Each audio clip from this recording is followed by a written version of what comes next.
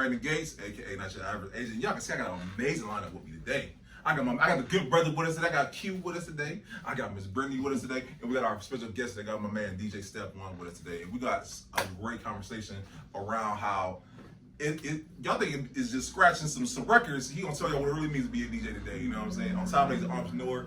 He's a tech mogul. I'm already saying it, you know what I'm saying? I'm already saying it into fruition. And we're gonna talk about all these great things today on today's episode. So without further ado, my man DJ Step One, what's going on, man? Hey, what's up? Thank you for having me, everybody. We appreciate you, bro. We appreciate you. Try my best to keep it interesting. Nah, you good, bro. You good. So I wanna know, so y'all know I like to start with let's talk about the past, man. Let's talk about where it all began. Represent your hood. Where you from, bro? I'm actually from Bedford Heights, Ohio. That's so what's I up. grew up in the suburbs. Ain't nothing wrong with that. Ain't no shame in that, bro. Okay. Ain't no shame in that. What high school you graduated from? See, that's interesting. I graduated from Nordonia High School. Mm. So I grew up in Bedford. I started at Bedford from 0 to 16. Mm-hmm. Then I went to moved to Sagamore Hills, which is like a city within that Nordonia school district. So I had an interesting upbringing from that aspect, because if you think about it, when I started at Bedford, it used to be mixed. It was like half black, half white. And by the time I left Bedford, it was like 90-80% black, just to go to a situation where now it's like 95% white. So I've had all different aspects of life at an early age.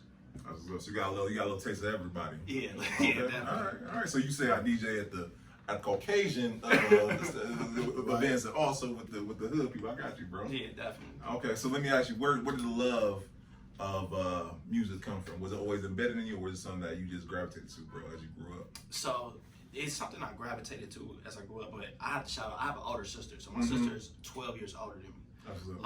And she was super into hip hop during that, like LL Cool J, Absolutely. EPMD, NWA. So like every time, my sister's name is Shannon, I was like, Shannon, can you play some NWA? And like, I'm 5 years old listening to NWA. I should not be listening to this at all, but I'm definitely listening to it.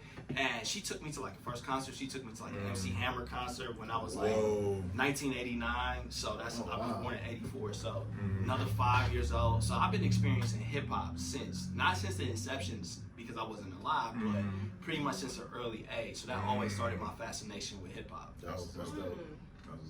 So even to the point where when I was in the 7th grade, I remember a teacher asked me who my role model was, and I said Suge Knight. Suge Knight, because like he run the most powerful label, so of course it's gonna be Suge Knight. Yeah, no, I'll give you that. Hey, that's a good one right there. Yeah. So how about this? I don't ask what album we say ignited it. It's like this is. So the first tape I bought, old kids, so we bought tapes, was The Chronic. And I bought The Chronic when it came out in like late 92. My mother actually took me to get it, which was crazy because she didn't care nothing about the parental advisory sticker. But they had to take the tape away because I started bringing, and this is like early DJ, I started bringing kids from like my street into the house. Like, yo, you gotta listen to this. They like, yo, we just want to play Mortal Kombat. He talking crazy on this album, but I'm up here like, yeah, listen to this while we play it. And I'm like, ain't this great? And he like, I don't know if I should be listening to this right now. Rewind and play the back again. Rewind and play the back. Run that back, man. No, that's what's up, man. That's what's up. Because I know for me, I remember I don't even remember Circuit City or whatnot. Yeah, I remember being bootleg, going to Circuit City, listen to the albums, like, oh, I don't want that one. Let me get that Will Smith right there. Getting jiggy with it. Getting jiggy with it, right. No, that's real stuff. Here comes the man in Man, black. don't get me started, bro. Welcome to Miami, man. Hey, Welcome to Miami. Welcome to Miami. So the thing is, like with Will, is like Will is actually like a good rapper. He really is. But don't give us props, man. Yeah, but the thing is, a lot of people, they thought he was corny because he didn't cuss on his records. Right. But if you listen to especially like some of that early like jazzy, I'm like a super hip hop head, especially like early hip hop. If you listen to some of that like Jazzy Jeff and Fresh Prince stuff, like for that era, he was actually spitting. Like it was very like clever punchlines and very funny punchlines. So Yeah, definitely. So I can see how you could get into this. Thank you, bro. Yeah. You're not alone. I appreciate it, bro. Cause I'll be in the barbershop trying to defend Will. You know what I'm saying? They be down. They're like, man, come on, man, get out of here. I'm like, yeah, y'all heard? Parents don't understand. Listen to what he's saying, though. You know? Your parents really don't understand. They really don't understand it. You know what I'm saying? Yeah. My kids, that's what my kids be saying. Yeah, actually, the best song from that early days is probably Brand New Funk. Because he let Jeff like cut up. Like that first album was kind of innovative because what ended up happening was I think it was a double disc. If I'm wrong, please don't kill me, hip hop historians. It was honest, bro. Yeah, it was a double disc. But the first disc was like a lot of like rap songs, but the second disc was like Jeff, like it was Jeff's time to shine. So a lot of production, a lot of like DJ cutting up and stuff like that. And like I don't think a lot of people give DJ Jeff his credit and his due or whatnot, man. I remember I was watching on Drink Champ. I didn't even know how intricate he was to hip hop. You know what I'm saying? Yeah. People just don't remember they remember him from the First of Bel Air show. You know what I'm saying? They don't remember him in his accolades when it comes to actually DJing. He's probably honestly the greatest like club DJ of all time. Mm-hmm. He really introduced like turntablism to DJing. If you listen to his sets, all his transitions is creative. You could tell he got like people only thought he was an actor, and then you go to a party and you like, oh no, this dude is killing it. Right. Like he play whatever he want, but like his musical ear is real eclectic. Some of his way he like cut up stuff, his sets put together is like bar none. So I would consider him probably the greatest DJ of all time. I mean that, you know. Give Jeff his flowers now. You know what I'm saying? Yeah. Oh, that's dope. So let's go back. So we got you DJing, you know what I'm saying, for your friends in Mortal Kombat. When did it become into where you like, this is what I want to do for the rest of my life. This is what I want to grow. This is what I want to cultivate. Okay, so interesting story. So this is we did this thing. I'm gonna bring it all together. We did this thing called Cleveland Accelerate, and it was like a pitch competition for the DJ school SoundBender. This is the story I told. I'm gonna tell it more in depth now, but this was the beginning part of our pitch. So when I first started, I was always had a love of hip hop. There used to be this magazine called Scratch Magazine. Do anybody remember Scratch Magazine? Yeah. So like it was like a sub series. I forgot whatever word that is, but it was part of like XXL. But it was for like people that wanted to be in the industry. So it would be like you would get stuff like how to make beats, and I wanted to make beats. No clue at this time. And every time I would read the magazine, it would be they would say stuff like you need 2 turntables, MPC, etc. Look up for the early days on the internet. I can't afford this. So what ends up happening is I have a girlfriend at this time. My high school sweetheart. We broke up. I'm completely heartbroken. This goes part to my pitch. Completely heartbroken, completely depressed, right? What ends up happening is through divine intervention, I get my tax return and I walk into Record Exchange insolent, and what's staring me in the face? 2 terrible turntables and a mixer. And I had just enough money to grab it. And I was like, well, this is gonna start my beat making journey. But, and this is like putting trauma and depression into stuff, I said it, and that made me practice, because obviously you wanna take your mind off of what's ailing you. So, boom, I started practicing, and then that's how And that pain and purpose, bro. Yeah, that's how I started. That sounds like 808 Heartbreaks from me, bro. Right. Right. But no, I think that's amazing, man. Because I know same thing for me, bro. I got a license after I got divorced, bro. So you know what I'm saying, turn that pain. You know what I'm saying, not letting it hold you down. Not saying hold you down, because we all deal with grief and pain in our own way. But I feel like when you do something productive with it, ain't nothing better than that, bro. Yeah, it's definitely nothing better. Just taking that into it and then channeling that energy into, I channeled it into DJing. That's basically what made me start. I was terrible at first, but at least I had the passion to want to do it. Absolutely. Because I wanted to take my mind off of this stuff. No, that's good stuff right there. And like, so let me ask you this. So, okay, so let's go back to your journey or whatnot. Who was your inspiration when it came to beat making? Because we know, you know what I'm saying, like we in the era where beat making is, not saying dime a dozen, but there's a difference. I feel like there's a difference between someone just on a table taking 2 pencils or whatnot, and someone actually, you know what I'm saying, actually making it into an actual craft, you know what I'm saying? Yeah, so I never actually got that far in my beat making journey because the turntables took over. But who my inspiration was at that time was a lot of like Pete Rock. So like a lot of those like soul sample dudes, so Premier, Pete Rock, Ninth Wonder. Yeah, Ninth Wonder definitely, but that was a little bit later. But because I discovered Little Brother after I started DJing, but that would be a good one. Before, like maybe like early Swiss. just those type of dudes. Really, it was pretty much Premier and Pete Rock, because I always like that soul element of hip hop. Like when you, especially you get those deep soul samples and something that Kanye West kind of perfected. Oh yeah. So putting that together, that's what I wanted to do. I wanted to figure out how to make those. Oh, and of course, Just Blaze too. Oh yeah. Yeah, it's Just Blaze. Just Blaze is probably one of my favorite producers of all time. Oh yeah.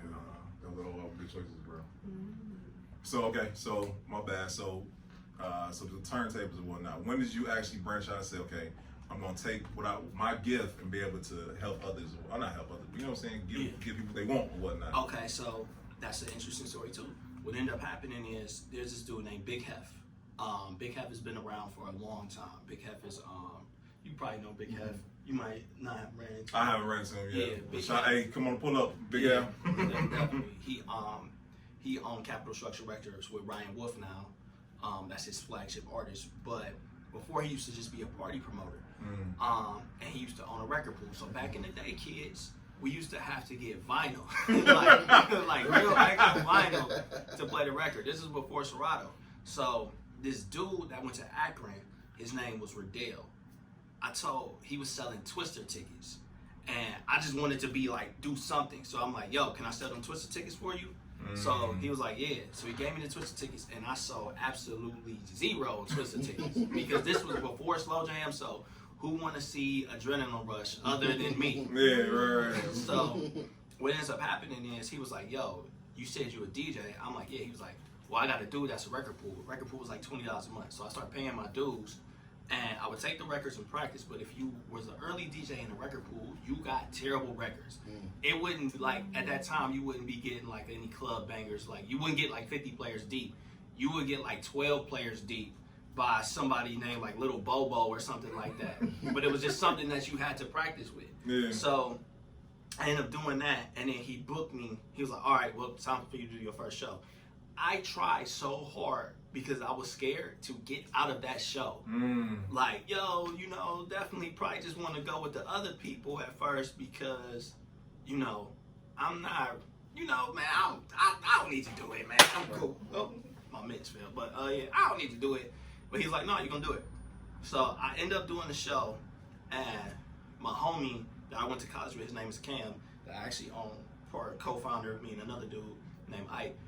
Montre with, he DJ, his older brother had taught him how to DJ. So he ended up DJing the majority of the night, and I ended up hosting. And I was a terrible host and a terrible DJ because, like, hosting, all I was doing was cussing and yelling. Like the whole, I can't say what I was saying, but it was definitely like, it was almost like listening to like Richard Pryor with background music. So I ended up doing that, but that ended up making me want to, well, actually what ended up making me want to get better, because the thing about DJing is this, is that if you play the right song, people will react to it. So even if it comes in awkward, people will still react to it like, oh, okay, cool. Yeah.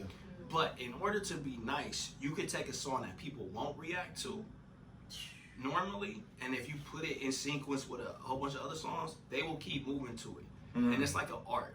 We'll get to that in a second. But when I first started, I was a jerk from the standpoint of I would be playing the 10 hot songs that people wanted to hear, and I would see their reaction, and I thought it was good. And I wasn't. I was really awful, like really bad. Like if I was to listen to myself now, I'd be like, yo, dog, like you should have quit. Like, thank God I didn't. Yeah. But there was this dude, his name was DJ Majet. So they used to be booking me for these parties in Akron. There was this dude, his name was DJ Majet. My promoter came, and he knew I was terrible. So that's why he booked Majet. Like on some like, yo, this is to see who was gonna be the, you know, the DJ for my promotion company, right? And when Majet hopped on, I did not even want to spin.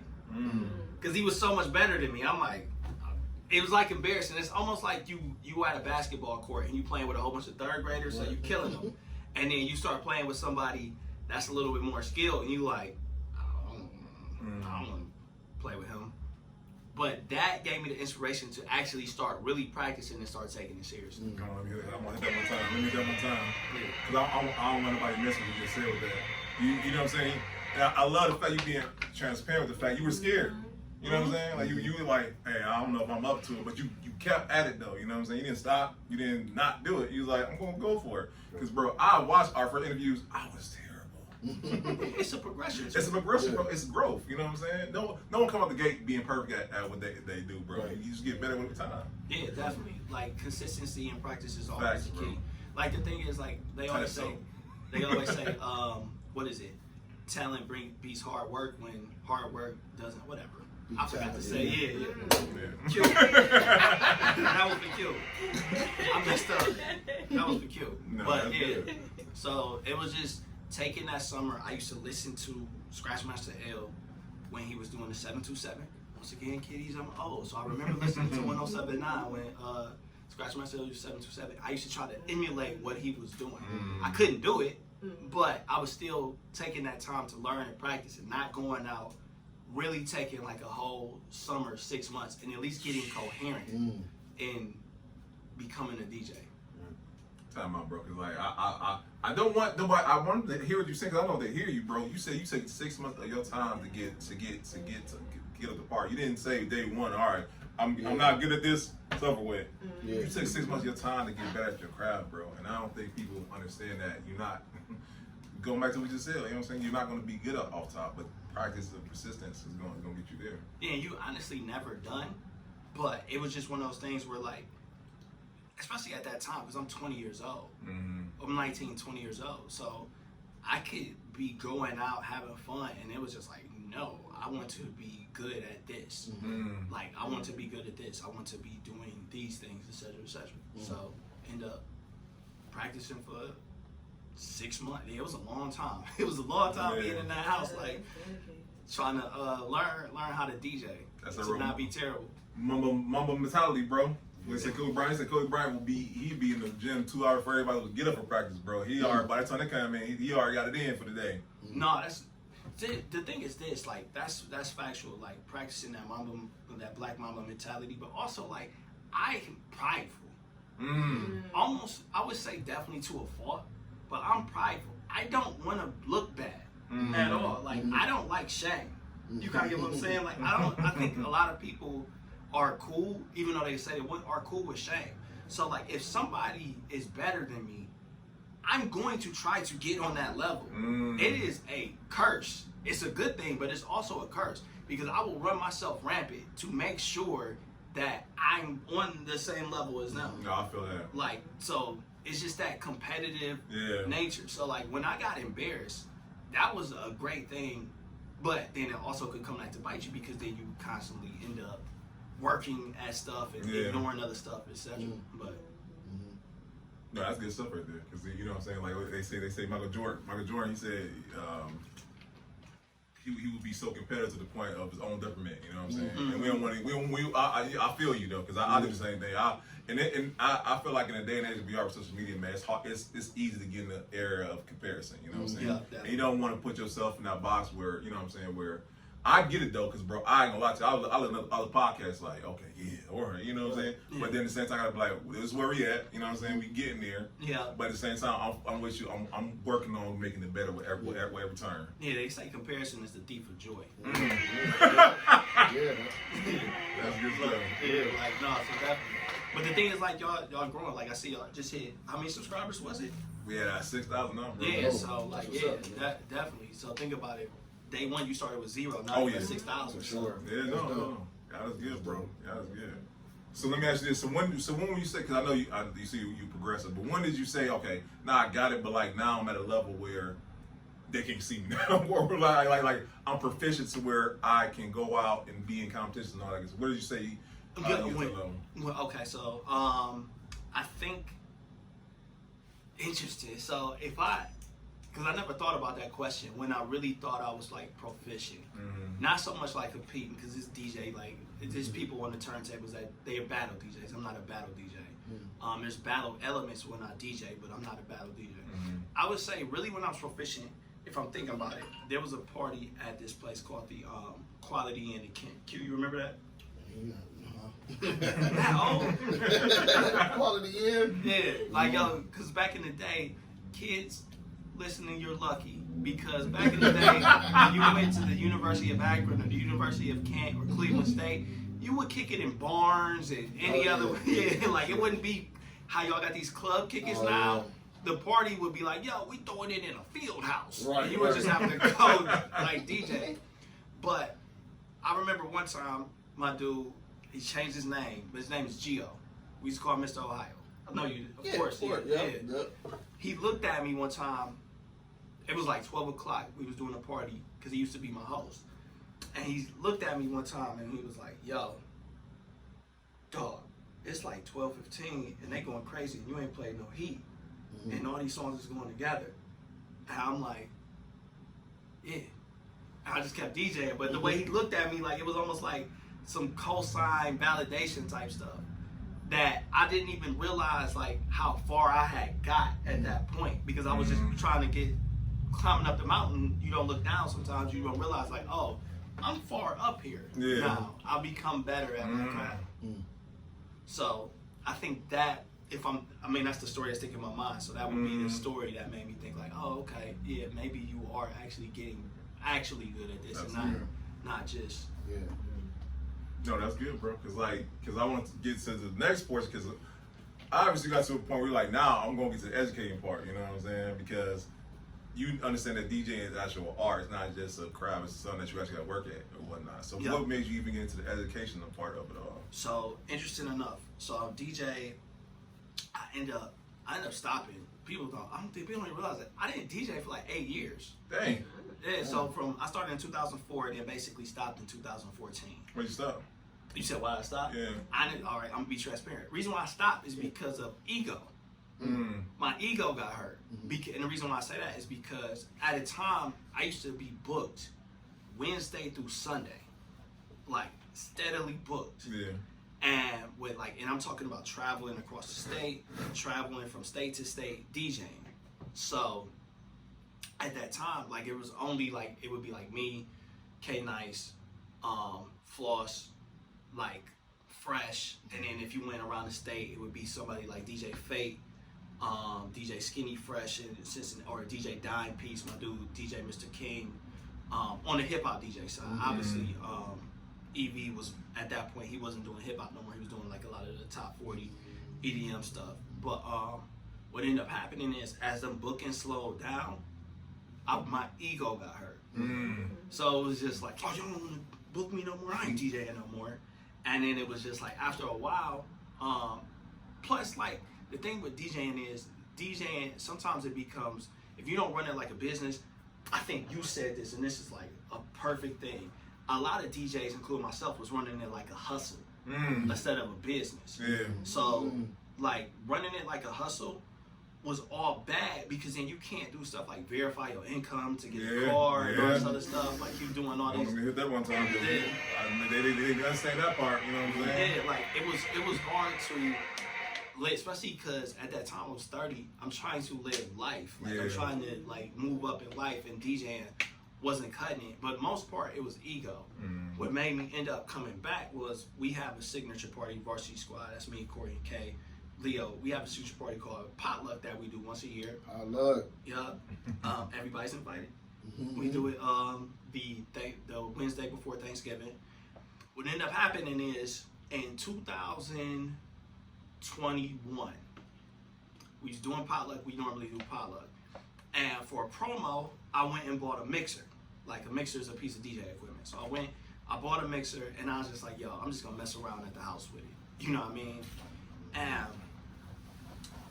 I'm feeling like I'm starting from scratch, but I'm not realizing, you're not starting from scratch. Like, you've actually already gathered the whatever it is, the skill, etc. So. The time in. Yeah, I had already put the time in. So what ended up happening is, I get the mixer and I'm like, yeah, I'm just gonna do like small gigs and stuff like that. And then next thing I know, all of a sudden, some bookings start to come back in, like, and I'm like, maybe I'll just do like one gig a month. Let's correlate that back to the school. So what ended up happening is, as I went back on the scene, and this is no disrespect to any DJ or something like that, Cleveland at a time used to be like highly technically skilled DJing. Like if you think about somebody like Scratchmaster L is like a DMC regional champion. This is a dude named DJ Swamp. For those that don't know who DJ Swamp is, if you ever heard of Beck is the rock and roll dude group. His DJ is from Cleveland. His DJ is DJ Swamp. He also very technical skill, made it far, made it all the way to regionals. There's people like my dude DJ Dub, super technical. And I felt like as we got back, that skill level had kind of dropped. Like people didn't care about the technical aspect of DJing. They more or less just cared about either a lot of people end up caring about like the popularity they could get off of it, and which is fine. And some people just care about sharing their music, which is also fine. But we wanted to secure that legacy. So what ended up happening is I went to my partner's DJ K Nice, and I was like, yo, we should teach DJ classes. And he was like, yo, you know, a couple years ago, I was actually going to start a DJ school with some other DJs, but it fell through. And I'm like, all right, well, we should do it here. We should just like maybe do a one-off like clinic. And then it ended up being like, we ended up getting into, it was just a crazy situation. We ended up getting into like a sublease, and it was just gonna be a pop-up. But then we realized like, no, this is needed. So me and K Nice came together and just was like, yo, we're going to help raise the next generation of DJs. Like, because a lot of times, especially when I started, you would reach out to DJs, and I understand it, and they would not be available to teach, or you know what I mean, they just don't want to teach. So like, it's a lot of gatekeeping that comes with DJing. Like, because the thing is, like, you can look at that mixer and that turntable, and as my partner says, it's like it's like looking at a spaceship to some people. Because there's so many knobs, buttons, and all this other stuff. It does like a pilot joint, like, you know, like an airplane. Yeah, it's like, yo, I don't understand what any of this stuff does. So like, it was a way to help bring up that next generation of DJs to that level that was here before. Because you gotta think like, Mick Boogie was Mick Boogie. You talking about a person that lives in New York now, was from Youngstown, came here, made a name for himself, and had, you know, definitely won, it used to be this thing called the Justo Mixtape Awards. Definitely won that. G-Spot, when he came here, he won a Justo Mixtape Award. EV got nominated for a Justo Mixtape Award. So making sure that level of DJing stays the same, and people are trying to aspire to be like national DJs. That's dope, bro. That's dope. So I don't think enough of us understand the educational piece is just as important as the actual, you know what I'm saying, actually doing the activity itself, you know what I'm saying? Yeah, definitely. And I love the fact y'all educating the next generation, you know, because this is going, hip hop is what, 50 plus years old? Yeah, hip hop started exactly 50. Got started in 1973. That was the day Kool Herc pulled up into the Bronx with his big Jamaican like sound system, because he was originally from Jamaica.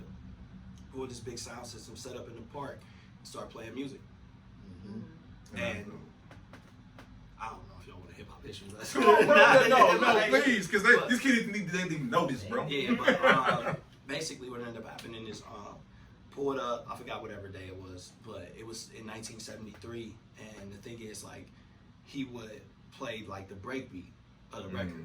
Just like if you listen to those old 70 records, used to be this part where the beat would break, and that was everybody's favorite part, and everybody would start moving to it.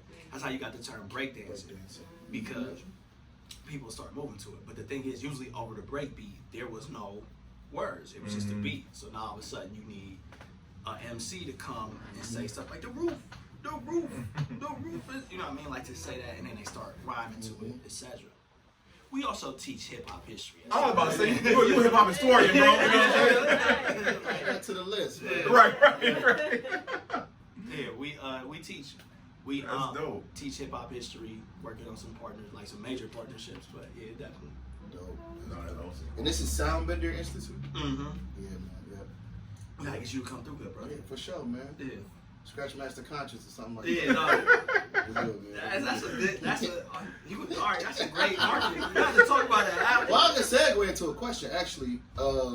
Speaking of names, so obviously your name, that's a part of an abbreviation of your name, right? Step one. But when I came around, like, it's a whole history behind Step One, like how when I actually like was a freshman in college, my first year of school, Gio was actually introduced me to you when I was in Street Smarts. Yeah, it was like Varsity Scott, Street Smarts, all the icebreakers and all that stuff. And I would always get you and Step Floss mixed up, right? Like, cause I'm like, oh yeah, that's DJ Step. You know what I'm saying? And so it was the Step, obviously had tribute, but his name is Steph, like that, and his DJ name. But what is the origins of Step One? How did you get into DJ Step One? Damn. Yeah, that's a good question.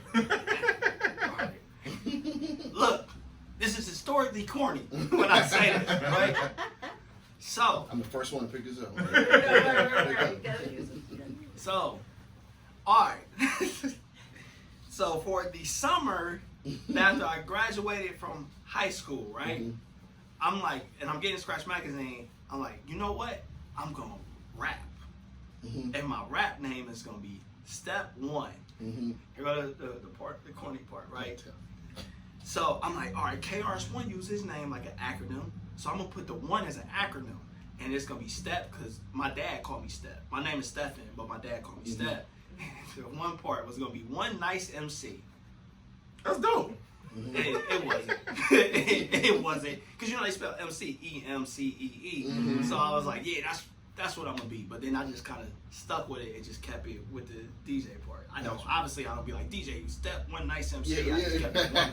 Step One. Yeah. I got you. But people seem to like the name. Yeah, no, that's No, definitely it's with dope. you, man. Yeah, for sure. No, that's dope, bro.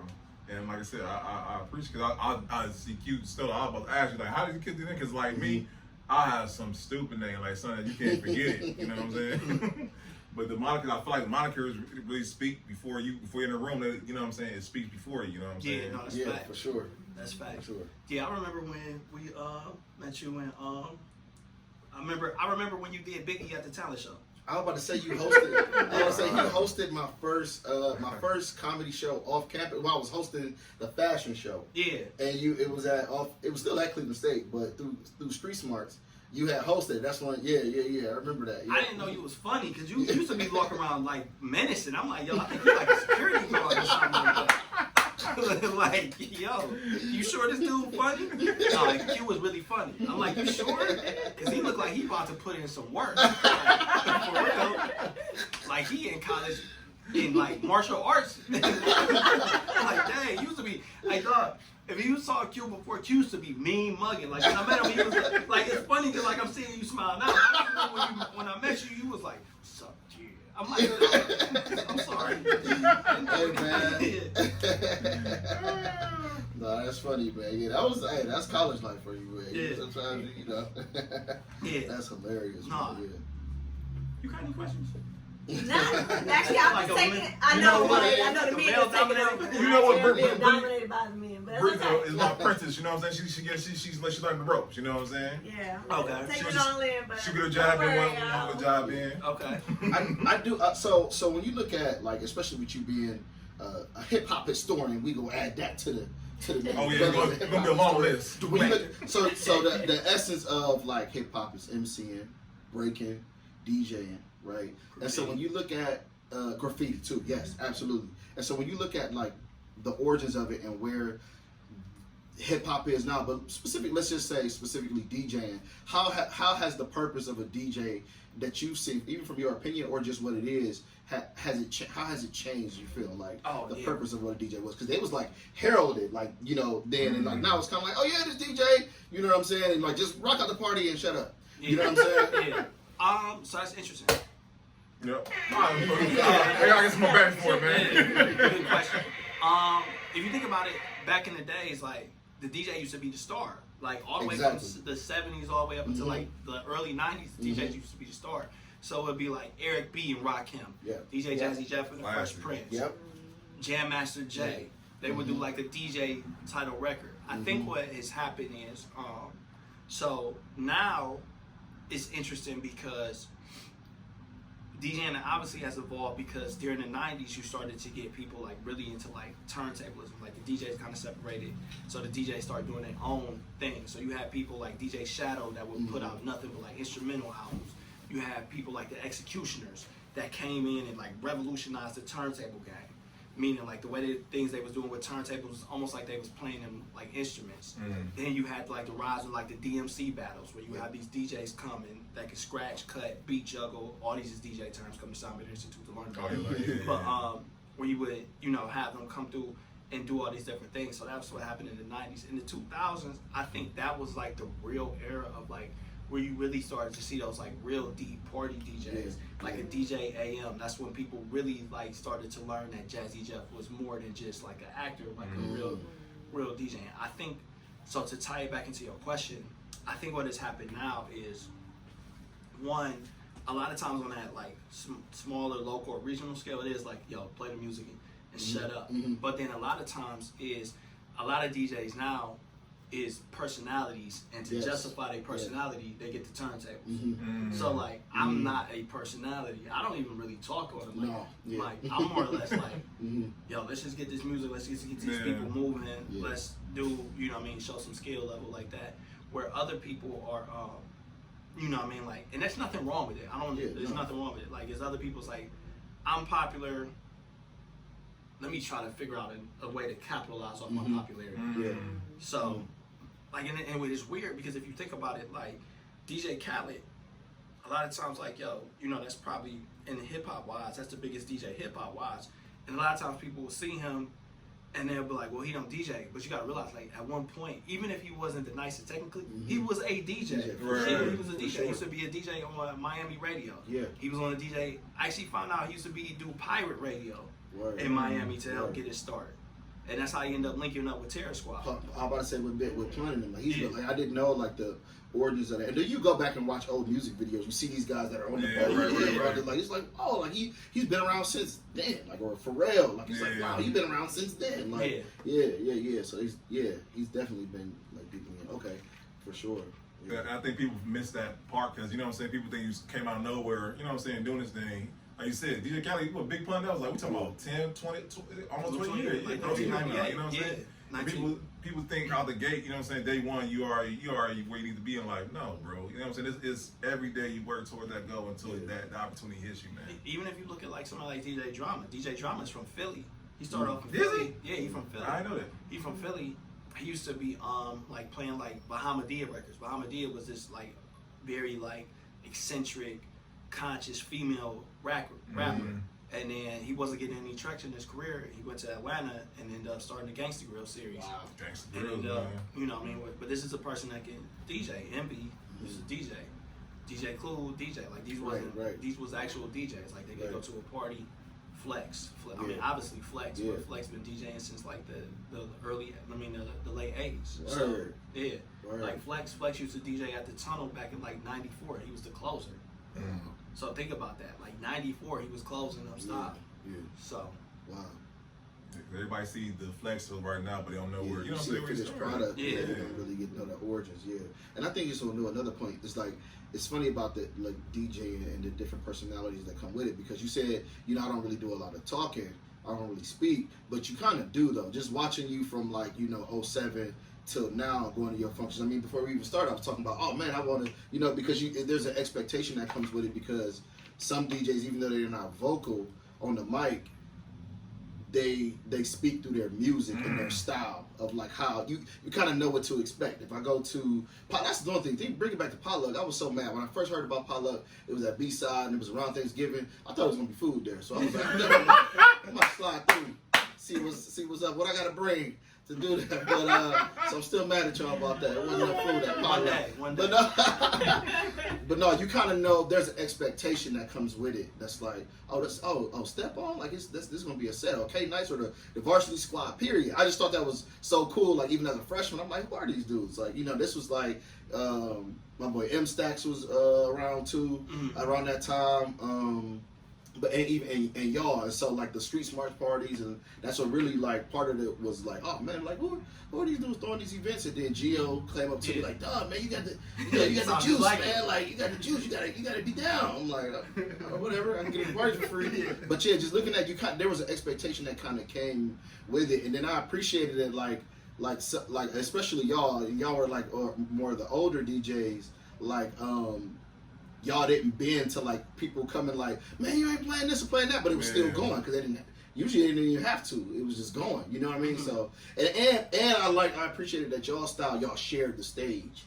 You know, you don't see a lot of events. It's just like one DJ. Y'all was up there at the same time. Y'all saw that camaraderie. Like it was really a squad. Like you saw the varsity squad. So I thought that was always cool too. Yeah, the thing is like we treat it like a basketball game. Yeah. So like if K is on and we caught shooting threes. If K is on and he knocking down threes and the crowd's going crazy, no, let me hop on. Yeah. Like, yo, I don't need that shine. Yeah, Like, yo. yeah. And then even if he going, I might suggest a song to him. Let him play. Or he might, it's vice versa. Same thing with Corey. Like, yo, don't forget about this. Oh, for real? Boom, boom, boom, boom, boom. Now he like in a whole different, we call it a pocket. Another pocket of music, he can go from there. That's dope. So it's just about like that assist. Because the thing is like, as a DJ, I mean, it's two types of like things now where you got these like performance type DJs, which is cool. And what I mean by that is like, yo, you're gonna listen to the music I like, and so you're gonna hear some new stuff and other stuff.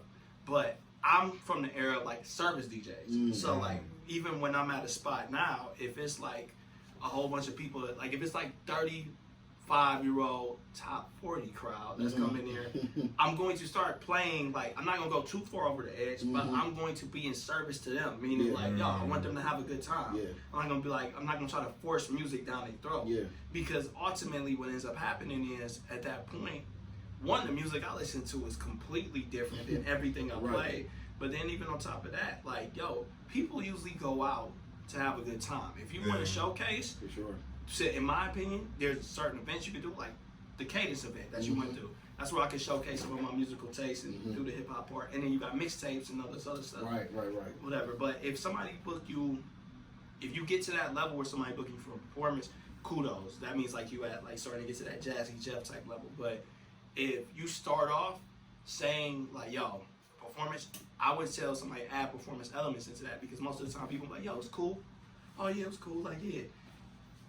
But when I leave, I'm trying to have somebody like, it was going. Dang, it was going. Yeah.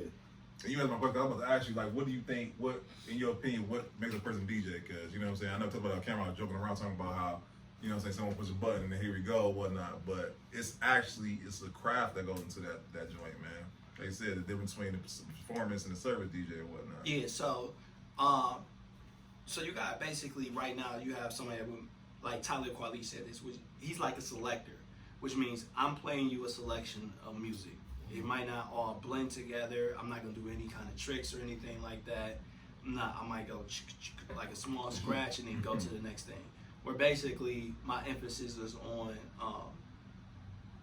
you know, just playing the music. I think what makes a DJ is someone that is controlling the music.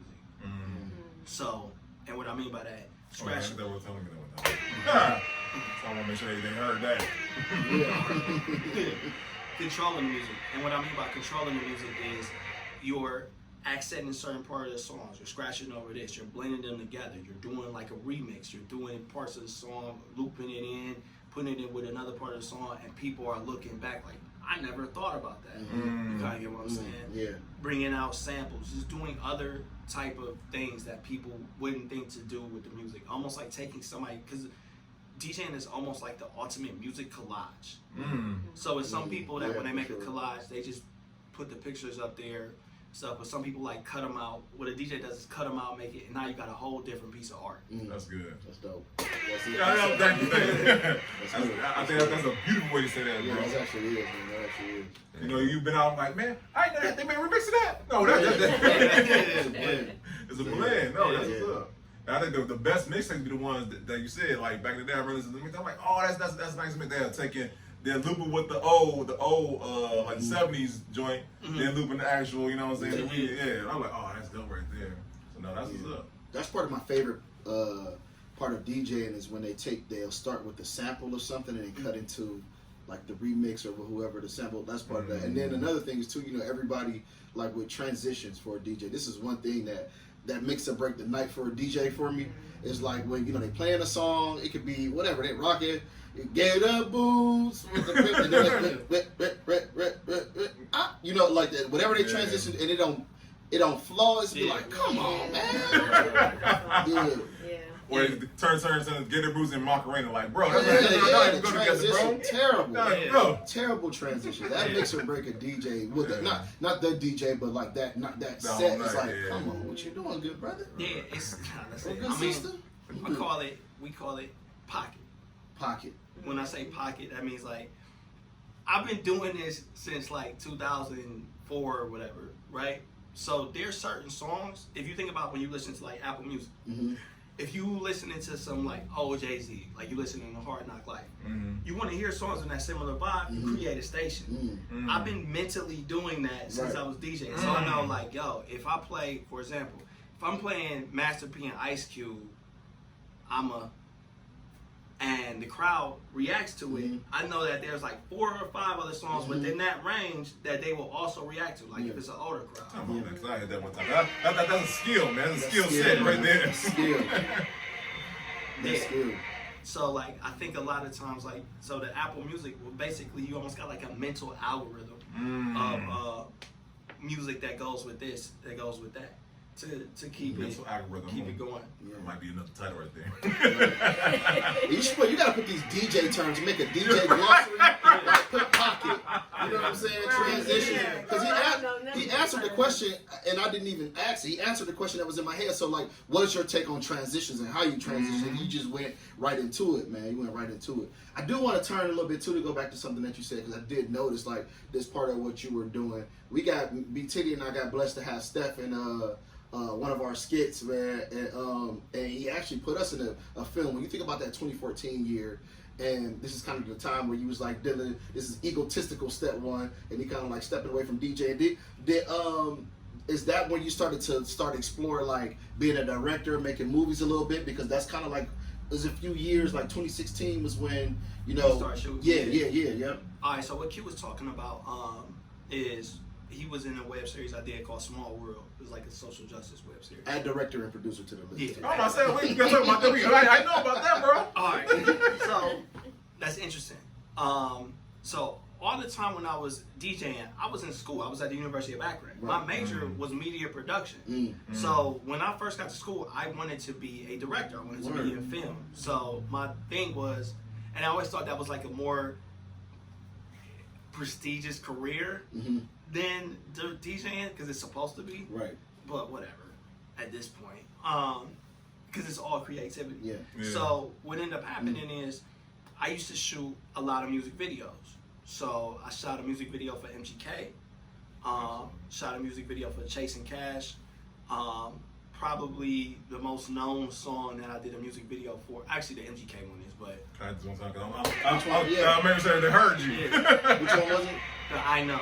Okay. Oh yeah. But the biggest video, and the thing was I was using my real name. I should have, but looking back, this is the Stephen Prewitt era. Yeah. When you say like it wasn't, did you also say, hold that thought too? Did you say like, I don't know if I remember you said he was like, don't call me Step One, don't call me DJ Step One. It's just Stephen Prewitt now. I don't think you said that, but it was like you was trying to go by Stephen Prewitt. Yeah. In retrospect, I should just put DJ Step One because it's all.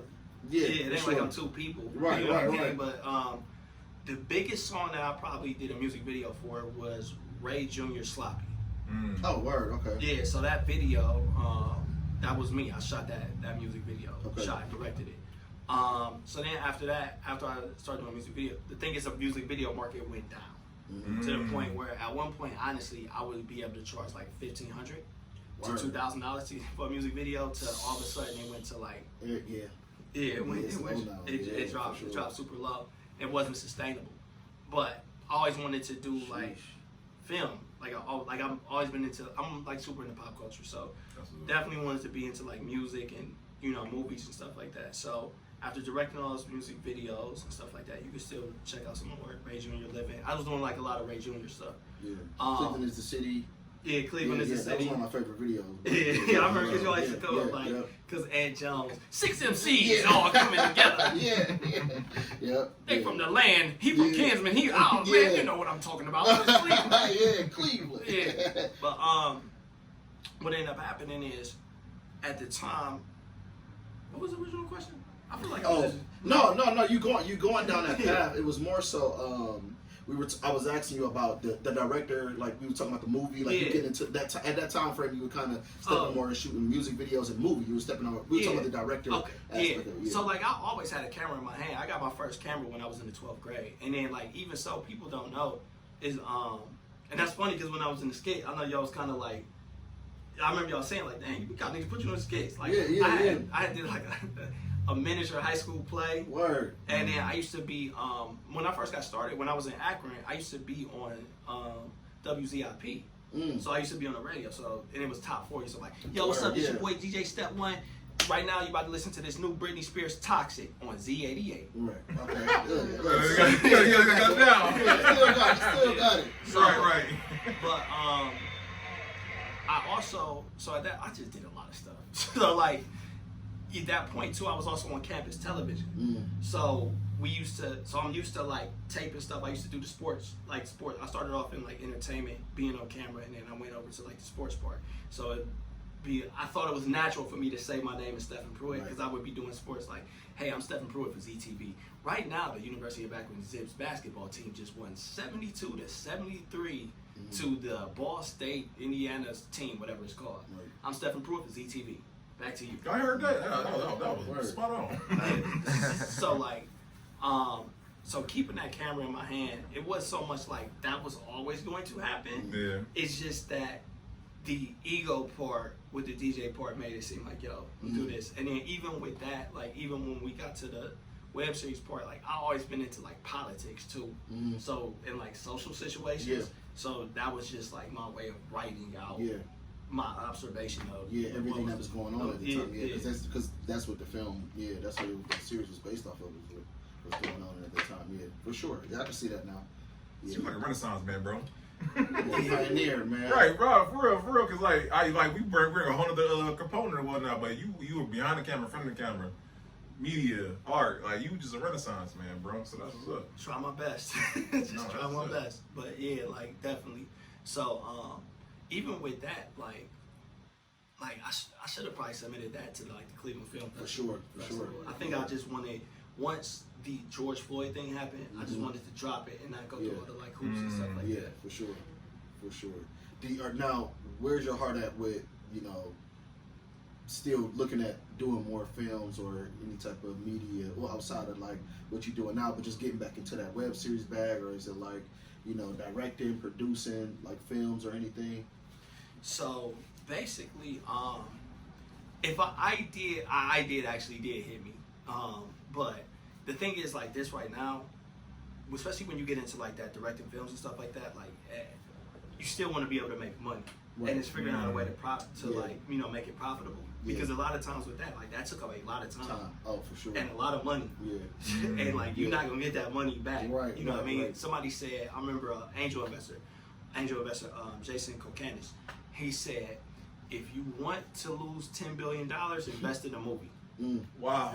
Yeah. So like because everybody makes movies, we think they always profitable. Even if you look at movie studios, like they just bank off of one movie covering all the other movies. Wow, I didn't know that. Bro. Like if you think about like Marvel will cover all the movies losses that they had, because once you go see Guardians of the Galaxy, it's gonna cover everything that they lost when they dropped like Bluefoot 3 or something like that. Right. So even with that, the thing is like I have an idea, but it's on the back burner. Yeah, for sure. But I definitely want to do, and this is something that I definitely want to do, is actually I'm starting to want to incorporate, because I do these DJ videos and I've been doing like forgotten club bangers. So I want to kind of take it, because I got the skill level. You do these on IG. So I want to take that reel and then step it up. So like put like an actual, because I still got my camera equipment, still got drones. So take it and step it up to get to that next level. So it's just not, and obviously I try not to be the centerpiece. Obviously when I'm doing that, I'm just kind of showcase like, yo, here goes some forgotten club bangers. But making that and then not doing so much a web series, but doing like a professional production behind like a remix or something like that. Just something that other DJs not doing. Yeah, for sure. Good stuff right there. For sure. I got the napkin. And I'm gonna segue to. I'm gonna ask you like, what? So we talked about the past, talk about the present. I'm gonna ask you about the future. You know what I'm saying? What's next step for you, bro? A lot. All right, so this is a major announcement. They told me I could do it. Oh yeah, please do. Hold on, let me get ready for it. Me, Cam, Ike, we are actually co-chairs of the entrepreneurial part of Futureland. Oh, nice. So, entrepreneurs, get at us. Shout out to Night Light, man. Yeah. Shout out to the Nightlight. Shout out to Alicia, Sharon, Camille, Yeah. putting it together. But yeah, we are co-chairs, so we are kind of like slightly in charge. They're obviously more in charge of like the entrepreneurial aspect. So entrepreneurs, if you want to be part of planning Futureland, get at me. Get at Cam. Get at Ike. Also, obviously.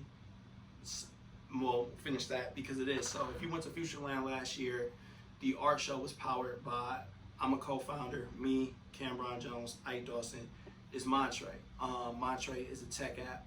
And it's interesting because I asked you when you went to Invest Fest, we created this app during the pandemic. If you don't know what Montre is, it's basically like, it eliminates the algorithm so you can share content. So if I can put something up right here, everybody that has the app will be able to see it. You'll be able to go. It's almost like a digital billboard. Yeah. When we went to Invest Fest, there was an investing firm there, and this one lady, she was on their board and she works with Amazon. Like she couldn't say her position. I don't think she like a package handler or something like that. So when she saw the app, we weren't around her. We went to these dudes that was starting like their own cryptocurrency. They came back like. Was walking around the Invest Fest trying to find us. They was like, yo, this lady want to meet y'all. And she was like, yo, blah, blah, blah, blah, blah. I work for Amazon. This is our seed investing company that I'm working with, but that's $1 billion idea. So I was like, you know what I mean? Like, yo, we really need to do it. So right now we like in Jumpstart with it, trying to get like funding, but also trying to get users. So make sure you go to the Apple Store and download the app. Also what's important is, with that is that we what I was saying was like we powered the art show, so like that was Cleveland's big like art show, and it was all like digital art along with the real art, so you could see people's artists. You could go to their page instantly. It's just something unique. Like honestly, I'm not being hyperbolic when I say this. Like there's nothing like Montre in the world, like literally nothing like Montre in the world. And like, speak that, bro. You know what I'm saying? Let them know, man. Yeah. So it's definitely something to download, definitely something to get behind, and we definitely working on some like crazy partnerships with that. And then obviously we got the SoundBender Institute. We talked a lot about DJing. SoundBender Institute is me and K Nice co-founders of Cleveland's premier DJ school. Wasn't a DJ school before. We pretty much the first DJ school in Cleveland. Getting the future DJs together, and honestly working on some like partnerships that will get us into some like major stuff. Like right now I'm in an accelerator, so really just like a lot. Like even this, I think before it'll probably be up. I'll probably be in air before, but like I just did some mixes for Memorial Day for 93.1. So I got like 2 to 4 on Saturday and then 6 to 8. So you probably miss it, but I'll probably just release it online. And then like even working like doing like more corporate gigs, like working with the library and stuff, like just teaching DJ like a business and not so much a hustle. Yeah, for sure. We got to other words. We don't work together and whatnot. Oh yeah, no, definitely. Yeah, because like even with the partnerships we're working on with SoundBender, like right now we're currently in the accelerator program. If you're familiar with the accelerator program, like I got my degree in media production, like I got my bachelor's.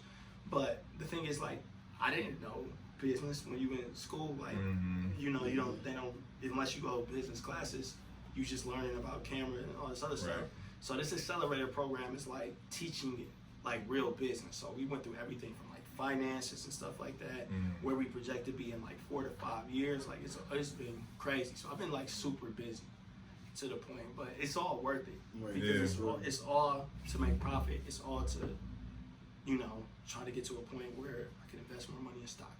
So, I'm glad we got you when you did, because I know next time we're gonna see you, we're gonna do part 2. We're gonna be at you guys headquarters where the sound Right, is right. too. You know what I'm saying? We could have did that one here. You know what? Let's part two, Yeah, bro. yeah. So you definitely gonna do it then. Or even if you want to improve my partner, because he got K Nice, I try to always wear somebody you know what I mean, like to support and stuff like that. So this hat is nice coat. So like even if you was to go to the other side of his shop, like if you did one at SoundBender, because it's split right now. Part of it is the t-shirt shop, part of it is the SoundBender Institute. You can go there, do it. Yeah. That's what's All up. right, y'all. We already. And big shout out to Two Wines for having us too. Oh yeah, absolutely. But part of the game. It is. Well, shoot, we got several questions, right? That I like to ask every guest. I'm gonna let Miss Brittany handle those questions if you don't mind. Well, actually, I actually started thinking of Okay. my own Definitely. before we get to yours. Yes, ma'am. Because I can't help but realize that, you know, throughout this entire interview, which has been phenomenal, by the way, Thank you. you know, we've mentioned a lot of male DJs. Even for myself, my knowledge base, I can only think of male DJs myself even growing up. So for maybe you know, there's a female, you know, looking to want to DJ and watching your interview today, what would be something that you would tell her that may be a little different that can help her get her name out here, get more females out here in the DJ? That's a great question. Okay, good, great question. I think the first thing, if it was an aspiring female DJ, obviously come to SoundBender Institute, which, to be real, we've had more females than males. We definitely have more females than males. So I feel like that's a surgeon of more female DJs versus males nowadays. Yeah, and I think, and a lot of them, like, they take to it very well because they want to be good. So I would say, now, other than the self promo part, I would tell you, like, yo, get to it. You have to be careful. So let's have a real conversation, but a very PG version of a real conversation. Because you got to be careful, because if a majority of club owners and promoters is dudes, they can become predatory. Yeah, for sure. So they can be like, yo, you know what I mean? I'm booking you, girl. Yeah, come on. How bad you want to DJ? Yeah, Right. exactly. Yeah. Yeah. Like, it get really, really weird in that whole, like, industry community, especially when you're being a female. So, like, yo, be careful of that. You know, don't, just be mindful of that when you get into it. That doesn't mean that you're not talented. That doesn't mean that they're not booking you for that. But just remember, like, yo, dudes can be kind of predatory when it comes to that. Also, remain humble.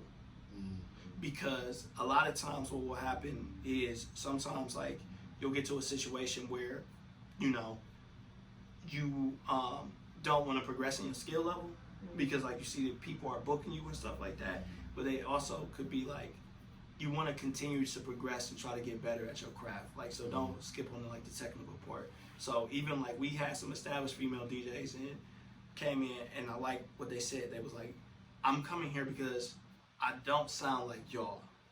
I want to sound like y'all. So meaning like the scratching, the blending and stuff like that. Like I want to, which is great. So remain humble. And the reason why I say for that, because a lot of times what happens is women are very supportive of each other. Yeah, for sure. You know what I mean? Like, men are really competitive with each other. So, like, you know, women will be like, yo, girl, blah, blah, blah, blah, blah, blah. But the thing is, those compliments can keep you at a plateau. So, the thing is, like, if you remain humble and you can hear yourself and be like, yo, I want to get to this level, you'll continuously move up. Yeah. That's good Great stuff. advice. Let's do it. After the show, we're going to get some more AAA batteries. Yeah, absolutely, man. I think, I think it's just the way I'm hitting. Yeah, it does. Yeah. Yeah, man. Well, shoot. So, like I said, we certain questions we like to ask everybody on the podcast, right? And one of the things that, you know, our city is you being a veteran in the city or whatnot. I'm pretty sure, and this is why I want to get your opinion. I feel like our city has a stigma. You know what I'm saying? Us like collaborating. Obviously, this podcast is an example of that. But 9 times out of 10, people will say in Cleveland, if you come here, we not collaborating. What do you think we can do to change that stigma, bro? Oh man, that's a great question. All right, so let's break down like the social. So we talking about like on the urban side, because I think there's a little bit more collaboration on the other side. So on the urban side, sometimes it's not so much that we get into this, and what it is, we get into this crab in the barrel thing, but you have to realize, like, in Cleveland especially, a lot of things is put on somebody's social status. So somebody would be like, well, I'm not going there because I've reached this certain level of social status, and it's like, yo, but for the world, you're not that. You're only that here. So I think the thing is like, to get more collaboration is one, letting go of ego. Two, realizing that you bigging up someone else will not hurt you. Yeah. Come on, Stephen, sorry. I had that one time. Yeah. It's almost like the thing is like, if you think about like in business, they talk about like they couldn't figure out why gas stations always go across from each other, and they both end up making more money. That's just the nature of capitalism. So like, yo, because I'm a DJ, doesn't mean that I'm trying to raise up the next level of DJs. Yeah. So I'm not trying to stifle the next DJ, but other people do that because they don't want that shine. And to take it back to that social situation is because once you get social status here, people put you on a pedestal, and a lot of people feel like if I big up somebody else, I will get knocked off this pedestal. So I should be the only one. I'm the owner of this pedestal. Don't nobody mess up. I don't want no crabs crawling over here. Yeah, etc. A lot of gatekeeping, etc. And the thing is like this is like dollars have to circulate. Yeah, like we talk about stuff like generational wealth and the fact that the dollar in the black community live in 30 seconds or however quick it is, but other communities it stay for like, months to years. Like in order to get to that level, we have to start circulating the dollar around each other. So, and like really circulating it. No, that's good right there. And I love how you said that. I would say, and this is so. Before this, man, I'm an introvert, right? To go to your point of how bigging up other people, I feel like for us, for our podcast to have grown how it has, our secret sauce has been bigging up other people, and because of that, that has grown our podcast to where it's at now. You know what I'm saying? And I think not enough other people understand that principle. Like as you put somebody else on, or you up somebody else, they're gonna. It's like they're gonna want to reciprocate. You know what I'm saying? So I love how you said it though, because I think we don't see enough of that. But I feel like we're in a renaissance. Like it's changing. Like you know what I'm saying? Like you said, Futureland, stuff like that. Always we have all these different things that are up in each other. And I feel like we have another choice but to collaborate if we're going to survive. Yeah, no, you don't. I mean, you don't have the choice but to collaborate, because the thing is this, like especially if you talk about Cleveland, like Cleveland is a poor city. Like I'm not saying it's statistically is. So like the thing is like, in order to come up, like it take innovation, collaboration, take all these things to, get more income coming into the city. Like we've been suffering in Cleveland since that 2000 when the steel mills started closing. Like remember when U.S. Steel was here? Yep, those closed, and that's why you see all these abandoned factories. So one person is not going to be able to save the city. So you have to collaborate. Like it's hard enough to buy a factory by yourself. And the thing is, like, even if you do it, why would you even put so much stress on yourself? Right. To buy it and then figure out what you're going to manufacture there to get jobs and stuff like that. Like that's the real collaboration part. So taking that to the next level, to the point where sorry to lose my voice, but taking that to the next level where the collaboration can come. So the more collaboration, the more money you can make. You might not get the shine as much as the next person, but the shine is not as important as the profit. I say bravo for Sean. They did a week. Absolutely. That's good stuff right there. All right, so and then this is another one I like to ask all our guests, because like Q for bringing out, I ask these questions to everybody. But this question was inspired for me when I watched the Nipsey Hussle interview he did, and he described all the things he wanted to do or the legacy he wanted to leave behind, and I'll be damned if he didn't do the very thing he said he was going to do. So my question to you: what do you want the legacy to be for you as an individual, but then also for the SoundBender Institute, for your SoundBender. I'm sorry, it's all good. I don't know why I keep saying that. But for everything you got involved, the businesses that are attached to you, what do you want the legacy to be for that? Honestly, I mean, I think especially with the business and this thing, for me personally, I just want to live a legacy of like good work, where somebody can see that and kind of be inspired and be like, yo, I like what he did. I'm going to take that and take it to the next level. Like, you know what I mean? Like a legacy and a personal legacy of just like being nice and kind to everyone, and nobody really, like, obviously some people say something bad, but for the most part, people being like, yo, that was a good dude. I needed this. He helped me with this. It was important. I think for the SoundBender Institute, I think the legacy is just preserving that and bringing up that level of DJing to the point where they can be inspired to want to reach a DMC, or they dropping mixtapes like Mick, and creating that new lane of like just technical skill and keep preserving that legacy of what Cleveland DJs are, just making sure that legacy continues to rise up. So I think especially with SoundBender Institute, because that's important, because like even from Cleveland's aspect of like hip hop, we have hip hop history here, but we don't have as much story history as even like a Detroit. Obviously, we're not gonna have as much as like New York, but one of the things like from Cleveland, like even if you think about like Coach Chiefs back in the day with his CDs, those CDs used to go all over the country. Joey Fingers was another person. I have mixtapes also about like Lloyd Banks at the time when he was super popular, working with the Wu-Tang Clan, working with, you know, all these high artists. They used to go to him to get their mixtapes and stuff like that. Even like people, Live Mixtapes is from here. That's a DJ centric website. Word, I did not know that. Yeah, Live Mixtapes. Word. Yeah, Live Mixtapes is those people who grew up in Chardon. Word. Oh wow. Yeah, those is Joy's people. Like Live Mixtapes, Pesh, all them, kick drums, etc. So making sure that legacy of DJing and stuff continues, like really, really continues, and really, really like flourishes, and we continue to take it to another level. Like even if you think about like everybody, like when I dropped a mixtape, this was a long time ago. MTV don't do this. They used to do this thing called Mixtape Monday. So I had a mixtape on Mixtape Monday, and I was like ecstatic. So it's like, but I was always striving to do stuff like that, and I just want to make sure the next level of DJs are striving to just not be cult of personality, but really trying to take it to the next level. Call it Obi-Wan Kenobi of DJing, bro. Star Wars fan? Yeah. When we started, nerd me gonna be on camera. I ain't trying to expose myself like that today. But what was it? And I feel like this is the most important question of the whole podcast. I'm a podcast head. Actually, I love interviews as a whole. And I feel like the mark of any good interview, there should be 3 points somewhere, or just points someone to take away from your interview. And you've been dropping gem left and right, bro. So what do you feel like someone watching this today should get from your interview today? Okay.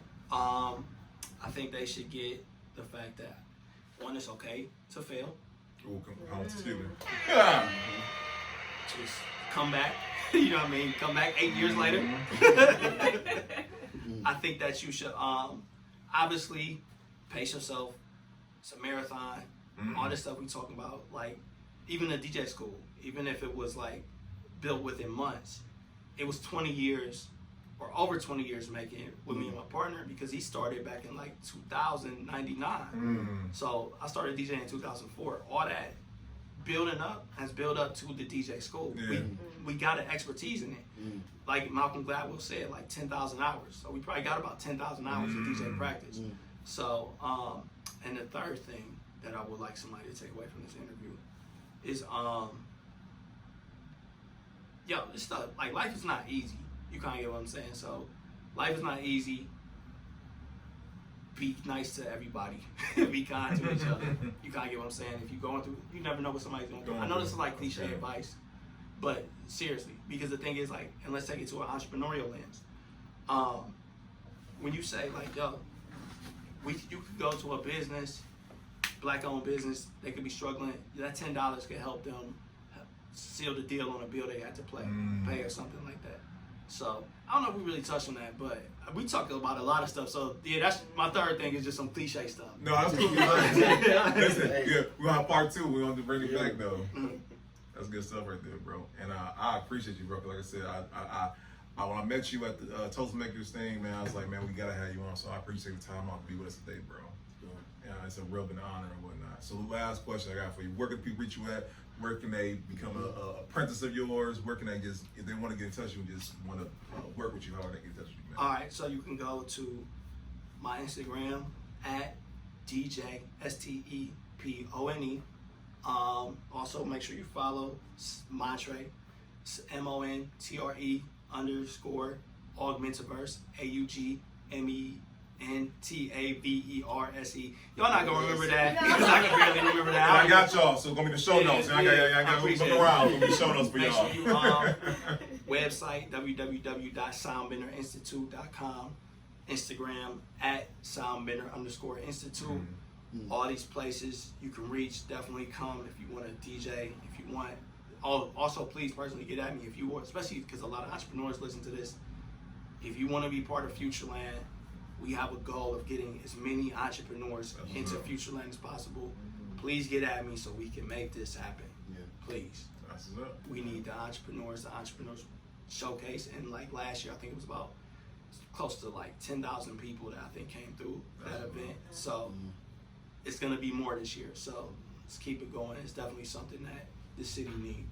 Absolutely. Dope, So, man. listen, I appreciate you, bro. So, listen, can't get no better than that. So, what they say, you gotta pay some bills, right? Let's pay some bills real quick. Guys, it's here. Just like they have, he's teach y'all, DJ, we're gonna teach y'all how to podcast. July 15th to the 16th, guys. 2 days we're gonna show you everything from conception to systems to get you money in your pocket for your podcast. Like we said, it's more than hustle, y'all. This is actual business. We're gonna teach you everything that you need to know to build up your podcast, to get it where it functions, and to where once again it has systems in place. We joked earlier on the pod before we started filming. We were talking about how efficient we are. This is not coming out hard work. So we're not telling you something we haven't done ourselves. We have done enough trial and error to let y'all know. Listen, this is what we have found to work, and it works for us, and we know it can work for you. So listen, y'all, get the tickets. We have limited seating, so please get them because they're going fast. And we want to see you guys there. July 15th to the 16th, so make sure y'all sign up. We'll have it in the bio.